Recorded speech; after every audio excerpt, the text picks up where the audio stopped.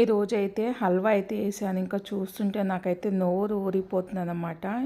ఎంత ఇష్టంగా తింటామో పిల్లలు కూడా చాలా. మనకు 10 నుంచి 15 నిమిషాలతో ఓపికతో చేసుకుంటే అందరు హ్యాపీగా తినొచ్చు. ఎవరైనా చుట్టాలు వచ్చినప్పుడు మీరేమన్నా స్వీట్ ఇవ్వాలని అనుకుంటే ఇలా అయితే ట్రై చేయండి. చాలా అంటే చాలా బాగుంటుంది. బొంబాయి కరాచీ హల్వా అనేసి చాలా ఫేమస్ అన్నమాట. ఇది మన కార్న్ఫ్లవర్తో చేసుకోవాలి. నేనైతే మెజర్మెంట్తో చేస్తున్నాను. మీరు కూడా పక్క అలానే వేసుకోండి.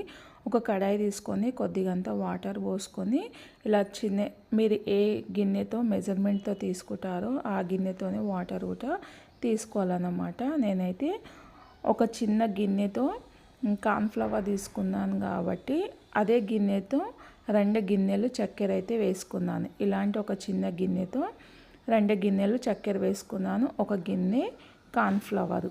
ఇప్పుడు కార్న్ఫ్లవర్లో కూడా మనం వాటరు 2 గిన్నెలు అయితే యాడ్ చేసుకోవాలి. మనం ఏ గిన్నెతో కార్న్ఫ్లవర్ తీసుకుందామో ఆ గిన్నెతో ఫస్ట్ ఒక గిన్నె కార్న్ఫ్లవర్ అయితే దాంట్లో వేసుకున్నాం కదా. ఫస్ట్ ఒక గిన్నె వాటర్ అయితే వేసుకొని మొత్తం కలుపుకోవాలి. కలుపుకున్న తర్వాత ఇంకొక గిన్నె వాటర్ వేసేసుకొని మొత్తం మంచిగా కలిపేసేసుకొని ఇంకా వడగట్టుకొని అయితే దాంట్లో అయితే మనం పాకంలో అయితే వేయాలి. అంటే మొత్తం మనకు పాకం రావాల్సిన అవసరం అయితే లేదు. మనకు జస్ట్ చక్కెర కరిగితే చాలన్నమాట. దీంట్లో మనకు నెయ్యి కూడా ఒక 4 to 5 స్పూన్స్ వరకు అయితే నెయ్యి అయితే పడుతుంది మనకు. ఇంకా కార్న్ఫ్లవర్ ఇలా వేసుకుంటూ ఇదంతా మీడియం ఫ్లేమ్లోనే చేయాలి. హై ఫ్లేమ్లో చేస్తే ఉండలు కడుతూ మాడిపోతుంది.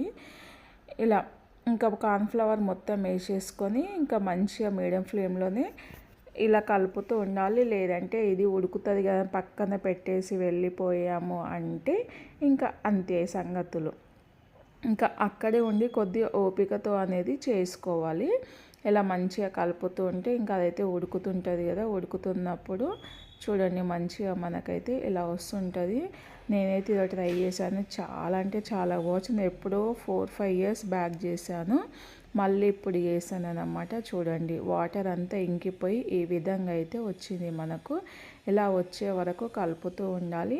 ఇంకా నెయ్యి అయితే మనము ఒకటేసారి వేసుకోకూడదు అన్నమాట. కొద్దిగా వేసుకుంటూ కలుపుకోవాలి. ఇలా నెయ్యి అనేది ఇంకా ఫస్ట్ అయితే నేను ఇలా 1 స్పూన్ వేసుకున్నాను. 1 స్పూన్ వేసుకున్న తర్వాత ఇలా మంచిగా అయితే కలుపుకోవాలి. మనం ఈ మిశ్రమం మొత్తము గిన్నె నుంచి విడిపోవాలి అన్నమాట.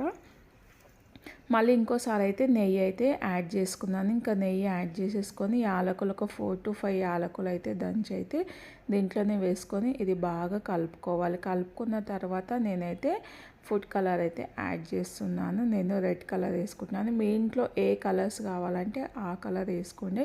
ఇదే కావాలని ఏం లేదు. ఒకవేళ మీ ఇంట్లో కలర్స్ లేకుంటే ఇలా వైట్గానే చేసుకోండి. హల్వా అనేది ఆప్షన్ అన్నమాట. ఇంకా ఇది మొత్తం చూడండి దగ్గర పడిపోయింది కదా. ఇంకా దీంట్లో అయితే నేను కొద్దిగా కాజు అనేది యాడ్ చేశాను. ఇంకా కాజు కూడా వేసిన తర్వాత ఒక్కసారి కలిపేసుకుందాం మంచిగా. మనము ఎంత మంచిగా ఇది చేసుకుంటే మనకు అంత మంచిగా అయితే వస్తుంది అన్నమాట. ఇది చూడండి ఈ విధంగా అయితే ఎంత బాగా అంటే అంత బాగా వచ్చింది. ఎంత ఉడికితే అంత మంచిది అన్నమాట. ఇంకా చక్కగా అయితే ఉడికింది కదా. ఇంకా నేనైతే ఒక ప్లేట్లో అయితే నెయ్యి అయితే యాడ్ చేసుకున్నాను. ఇంకా నెయ్యి అయితే వేసేసుకొని ఇంకా ఈ బర్ఫీ మొత్తం అయితే దీంట్లో వేసేసుకొని ఇంకా మంచిగా మనకి ఏ షేప్లో కావాలంటే ఆ షేప్లో కట్ చేయడమే. మన వీడియో ఎలా కనిపించింది ప్లీజ్ లైక్ చేయండి, సబ్స్క్రైబ్ చేయండి, కామెంట్ చేయండి.